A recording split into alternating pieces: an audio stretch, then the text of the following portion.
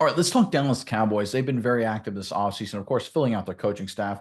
Slow returns on that, but overall, really good job there across the board. A lot of question marks, but really, really solid effort filling out the staff. And in free agency, plus with a few trades, they've kind of made some really solid moves. No big headline grabbers, but an overall really solid job so far, upgrading at least around the margins, at least adding depth. There's a lot of Cowboys fans, however, that are asking for more big moves, or where are they? Well, we've got a report today highlighting exactly why the Cowboys are doing what they're doing, and it's actually a really great strategy. We'll get into that in just a second. But first, I'm Nick, that's Andrew, and this is Saturday Morning Inspection.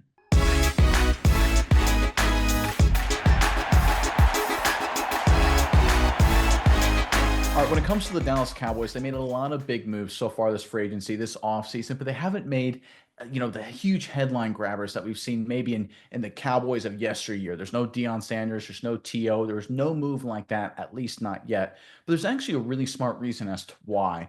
It's because the Cowboys already have the talent on their roster when you look at the advanced metrics, and they have to plan and adjust for how they're going to pay for it. Let's pull up a chart here, courtesy of overthecap.com. I pulled a screen grab from it.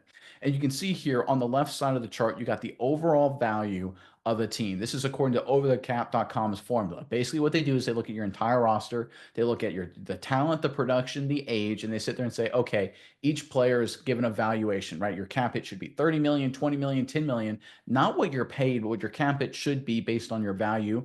They then calculate how much money you're allocating on a per year basis. That's a team APY. And then there's the value over APY, which is just the delta between the two. And the Cowboys had the biggest value over APY over any team in the NFL. They had one of the biggest overall values in the NFL, 335 million. That was top three, top four in the National Football League.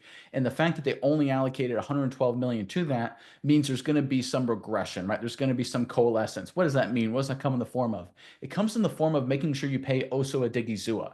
It comes in the form of making sure you pay Micah Parsons a lot of money. We saw it last year with Prescott and CeeDee Lamb. We're going to see Smith very, very soon. He's going to get a big deal, probably Deron Bland as well. What we're going to see is the Cowboys spending money to keep their star players intact, their younger core, this new generation of the Cowboys. One of the reasons they have to do this, or one of the reasons they have to not go out and get big name guys, is they got to have the money available to sign these guys for the long term.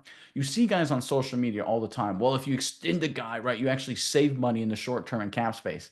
That's only if you structure the contract that way it's backloaded. You can always structure it evenly. You can always front load it. There's a lot of different ways to make this work. The Philadelphia Eagles, as much as obviously they're hated by the Dallas Cowboys, rightly so, they actually are very smart and clever because they structure things a bunch of different ways. They don't have a one size fit all approach. What the Cowboys are doing here is they're basically setting themselves up to have money available to sign Smith, to sign Parsons, to sign Bland, to sign Overshown if he's healthy and continues to get better and better. Across the board, they're setting themselves up for long-term sustained success, keeping their core stars in place and then working around the margins to fill out their roster as needed. This is why the Cowboys are using the approach they are. If they were going out and signing big names, they basically would be saying, hey, listen, Deron Bland, you're gone. Trey Smith, you're gone. I'm not Trey Smith. I'm sorry. Excuse me. Tyler Smith, you're gone, right?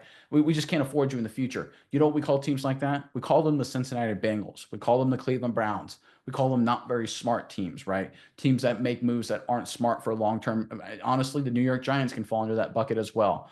What we're seeing here from the Cowboys is a really smart strategy. It's a symptom of success, right? When you draft this well, this is what you have to do.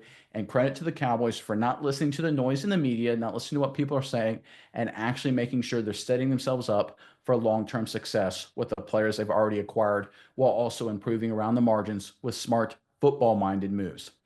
All right, Miles, that's enough of my rant. I think I've said more than enough there. But before I hand it over to you, Cowboys fans, what are your thoughts on the Cowboys offseason up to this point, right? There's obviously still more free agency to go. There's still the draft. How would you grade the Cowboys' performance? Everything, right? Head coach, coaching staff, free agency trades, up to this point. Give the Cowboys a grade. You think it's awesome, A plus, you hate it, F minus, somewhere in between, maybe it's a C, C plus, whatever it is, all inclusive. Grade the Cowboys offseason up to this point in the comment section below. But Miles, what are your thoughts now that you've seen sort of the data and maybe the rationale behind the Cowboys' decision making here? Yeah, I think these are really good moves, and I like the way that they're going because there's a couple of ways people can think is, well, in this aspect, we got to pay guys. What do we do? Well, we can give someone like a really big, like 1 year rental type of deal now and then have them off the books the next year. But that's not really a great way to look at it, and that's not a good way to do business. That's not a long-term way of thinking about the team. So I think these value deals they've been giving guys, bringing in guys on a little bit longer contracts, less money, maybe not at the highest tier of players, just quality. They're already building the depth with these free agents and guys are bringing in when they know they have the players, they have the superstar talent on the roster, and the money's going to have to be allocated to them sooner rather than later with a lot of these guys coming down the pipeline.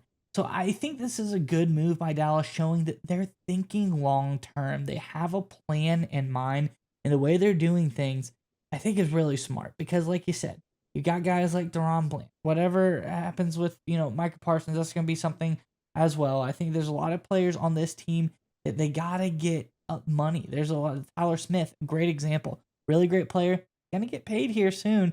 So they gotta be able to calculate that, and they can't have some giant contract that they go out now, 3-4 years down the road, still be on the books to try to hinder those type of moves.